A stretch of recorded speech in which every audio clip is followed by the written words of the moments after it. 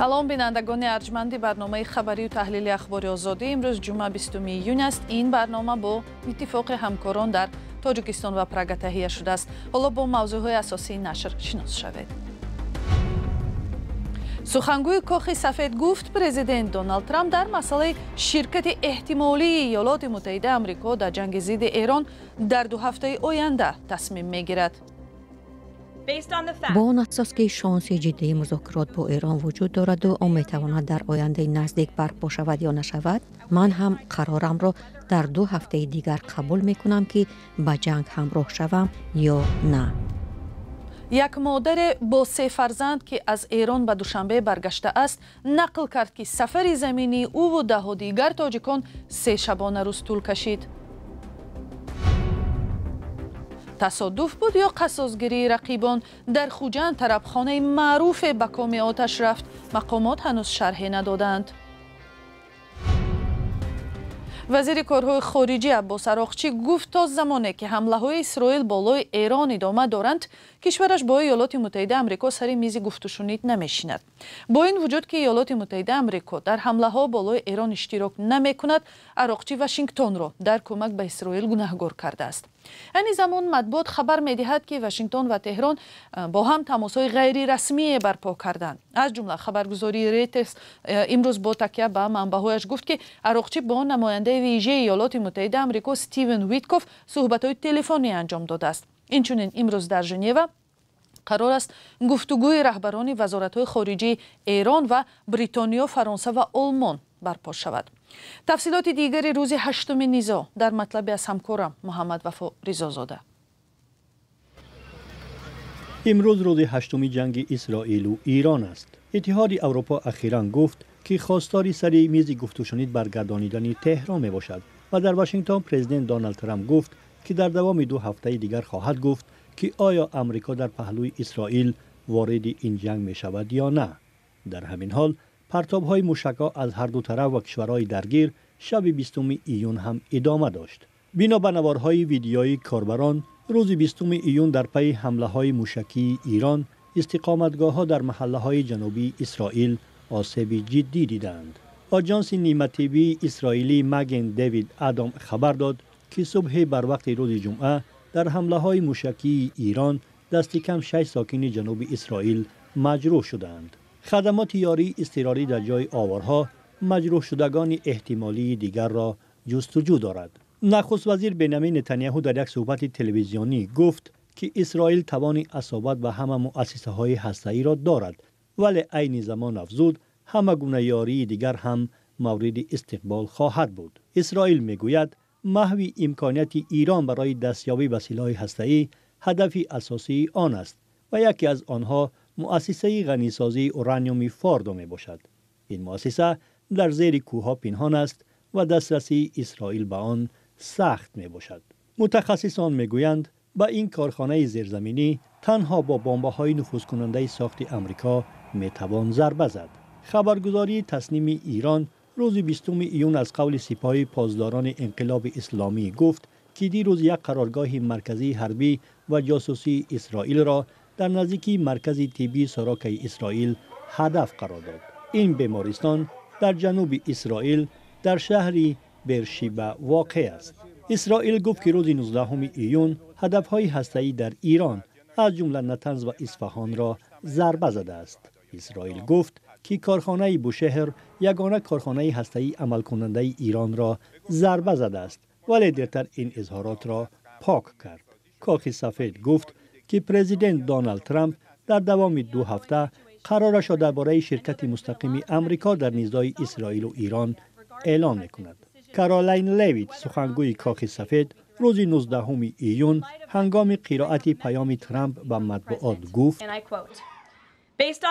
با آن اساس که شانسی جدی مذاکرات با ایران وجود دارد و آن میتواند در آینده نزدیک برپا شود یا نشود، من هم قرارم را در 2 هفته دیگر قبول میکنم که به جنگ همراه شوم یا نه. لیویت گفت که پرزیدنت آمریکا به حل دیپلماتی این نزاع با تهران برتری میدهد، ولی هدف کلیدی این است که ایران به سلاح هسته‌ای دست نیابد. این در حالی است که ایران میگوید برنامه هسته‌ایش خاصیتی تسلیحاتی ندارد. ҳамлаҳо болои Эрон сабаби тарки ин кишвар кардани садҳо хориҷиҳо аз ҷумла тоҷикистониҳо шудааст. шумори дақиқи шаҳрвандоне ки ба Тоҷикистон баргаштанд маълум нест, вале бино ба хабарҳои мухталиф шуморашон 10 нафар гуфта мешавад. тоҷикистониҳо бо кӯмаки ситоди сафорат дар Теҳрон тавассути роҳҳои заминӣ аз сарҳади Эрон бо Озарбойҷону Туркманистон берун мешаванд. дар ин бора ҳамкоронам Иршод Сулаймонӣ ва Барот Юсуфӣ аз Душанбе гузориш медиҳанд. با وارد روز هشتم خود شدن درگیری‌های موشکی میان اسرائیل و ایران، هنوز پروازها میان تاجیکستان و ایران برقرار نشده است. این در حالی است که صدها تن شهروندان دو کشور می‌خواهند به وطن خود برگردند. ایران از روز 13 ایون پس از حمله‌های فضایی و موشکی اسرائیل حریم هوایی خود را بسته است و همه گونه پروازها لغو شدند. حالا یگانه راه بیرون شدن از ایران و وارد شدن به این کشور راههای زمینی از طریق کشورهای هم‌مرزش است. شرکت هواپیمایی واریش ایران برای بردن شهروندان ایرانی و آنهایی که قصد سفر به این کشور دارند از دوشنبه به شهر اشقاباد ترکمنستان پرواز چارتری تشکیل می‌کند. اما با گفته مسئولان این شرکت این پروازها یک طرفه بوده، از اشقاباد به دوشنبه پروازها صورت نمیگیرد. سفارت تاجیکستان در ایران برای بیرون کردن شهروندان تاجیکستان ستاد تشکیل کرده آنها را مرحله به مرحله به وطن برگردانده ایستاده است. از جمله روز 16 میون نزدیک به 30 شهروند تاجیکستان از طریق مرز ترکمنستان به تاجیکستان فرستاده شدند. این افراد عمدتاً بیمارانی که برای معالجه رفته، دانشجویان و زنان و کودکان دیپلمات ها بودند. گلرخسار ستار و یکی از بانوهایی که با 3 فرزندش در این هیئت روز 19 میون پس از 3 شبانه روز به تاجیکستان رسیده است، برای آزادی گفت که آنها از تهران تا مرز ترکمنستان در 24 ساعت رسیدند. بعداً از اشقاباد با قطار به ازبکستان در 12 ساعت آمدند و از مرز تا بخارا و از بخارا با تاکسی تا مرز تاجیکستان در تورزوزاده بعد بیش از 10 ساعت رسیدند. با گفته گلرخسار این هیئت آنها عبارت از 6 مرد، 9 کودک تا 18 ساله و 10 زن بود. این زن میگوید برای بیرون شدن از ایران 2 راه پیشنهاد میشد که یکی مرز ترکمنستان و دیگری آذربایجان است. یک تاجر تاجیک دیگر در همین فرودگاه با ما گفت که 20 روز پیش از ایران آمده است و برای 2 روز بلیط برگشت داشت و باید پرواز میکرد. این تاجر میگوید همسر و کودکانش در ایران در یک منطقه نزدیک به تهران زندگی میکنند و از روز اینترنت در ایران قطع شده است که بسیار با مشکل با آنها تماس برقرار میکنند.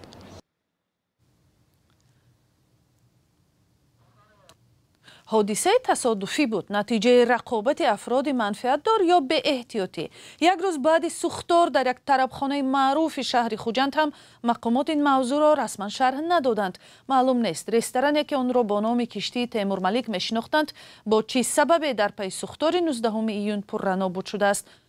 در این باره همکارم فرزان محمدی گزارش میدهد. مسئولان شبکه طربخانه‌های یککسرای در شهر خوجند پی پاککاری و به ترتیب آوردن یکی از تالارهای سوخته شدند. طربخانه معروف به کشتی تیمور ملیک ساعت تقریبا 16 روز 19 ایون آتش گرفت و چندین تالار و حجره‌هایش سوخته نابود گردید. مسئولان طربخانه روز 20 ایون سرگرم برطرف کردن پیامدهای حادثه بودند و آماده نشدند واقعه را شرح دهند. به گفته بعضی از شاهدان سوختار از آشخانه طربخانه سر زده همه انشاءات را فرا گرفته است. این طربخانه برای گذراندن توی معرکه ها استفاده می شد. سران آن در شبکه‌های اجتماعی نوشتند که آسیب سوختار به زودی برطرف کرده خواهند شد. در همین حال کارمندان خدمات آتش نشانی ولایت سوخت هم آماده نشدند درباره این حادثه صحبت کنند. یعنی تا زمان نشر این گزارش سبب و حجم ضرر معلوم کردن نشده است. فقط گفته می شود که کسی در این حادثه ضرر ندیده است. این طربخانه ماه اپریل سال 2019 با اشتراک رئیس جمهوری تاجیکستان امامعلی رحمان به استفاده داده شده و یکی از رمزهای تاریخ خوجند دانسته می شد. طربخانه از 2 آشیانه و تخانه عبارت بوده در ساحل دریای سیر و شفت باغ کمال خوجندی ساخته شده است. مساحت عمومی طربخانه 631 متر مربع بوده، در آن بیش از 50 کس کار می‌کردند. اولی ماه اپریل امسال 3 پرزیدنت آسیای مرکزی نیز بعد چهاربینی نوروزی مهمان آن شدند. این بار اول نیست که بخش‌های شبکه طربخانه‌های یککسرای به کام آتش می‌روند. ماه ینور سال 2022 نیز یکی از تالارهای مربوط به آن آتش گرفته بود.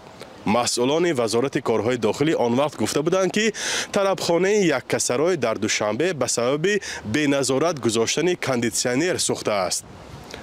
тарабхонаҳои яккасарой аз бузургтарину гаронтарин толори баргузории маросимҳои арӯсӣ дар шаҳри Душанбеву Хуҷанд ба шумор меравад. сӯхтори биноҳо ва бозорҳо дар Тоҷикистон падидаи нав нест.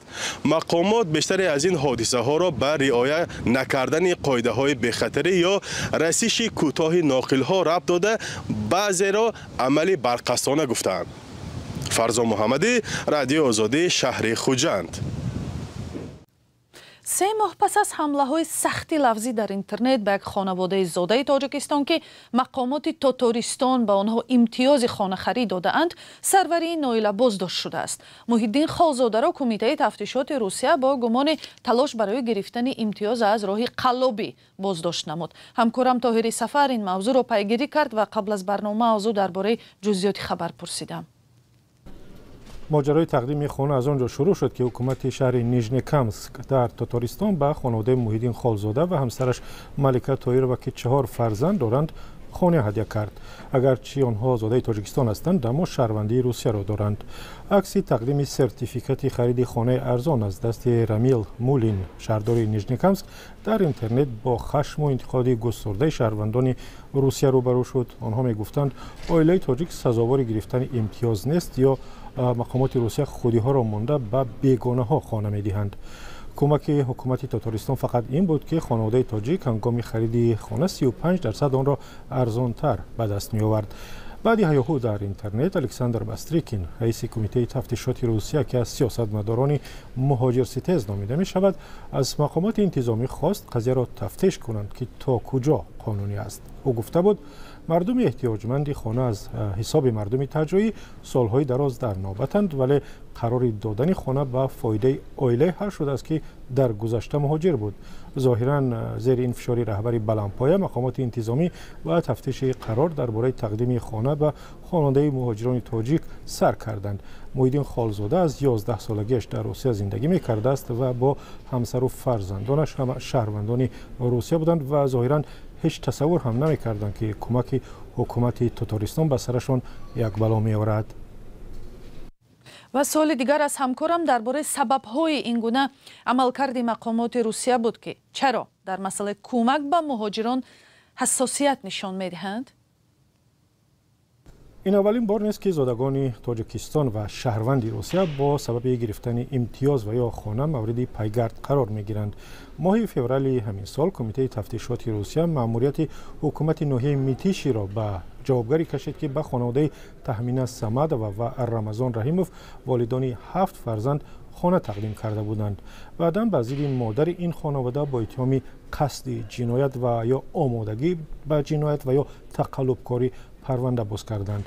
این حادثه با خانواده اکرم مسعیدوف سروری عائله سرفرزند در ولایت سوردلوفسک رخ داد که به او هم خانه دادند و بعدش تفتیش و کشاکش این عائله تاجیک به اداره‌های دولتی در روسیه سر شد. یکی از سبب‌های این گونه مناسبت مقامات روسیه با مهاجران تاجیک را به حمله به کراکوس ربط می‌دهند که در آن حمله تروریستی بیشتر از 140 نفر کشته شدند و مقامات روسیه 4 مهاجر تاجیک را گمانبری اساسی اعلام کردند. بعد این حادثه در ماه مارس سال 2024 مهاجر ستیزی در روسیه به اوج علا رسید و در این میان مردم تاجیک هم بیشتر هدف گرفته شدند و از پرونده نو هم برمی‌آید که همچنان هدف هستند. تشکر همکارم طاهری سفر درباره ماجرای تقدیم خانه ارزان به عائله‌های تاجیک در روسیه و سپس به بلا گرفتار شدن آنها صحبت می‌کرد. بینندگان ارجمند در همینجا برنامه ما به پایان میرسد. سپاسگزاریم که تا این لحظه ها با ما بودید. برای خبر و گزارش بیشتر به سامانه رادیوی آزادی صحیفه های اجتماعی ما در فیسبوک و تلگرام، یوتیوب و اینستاگرام و ایکس و تیک توک مراجعت کنید. و اگر خود شما هم شاهد خبر و حادثه شدید و یا عکس النوار دارید حتما به ما فرستید. سراغه های ما در سامانه azadi.org و همه صحیفه های آزادی در شبکه های اجتماعی هست. خدا نگهبان شما.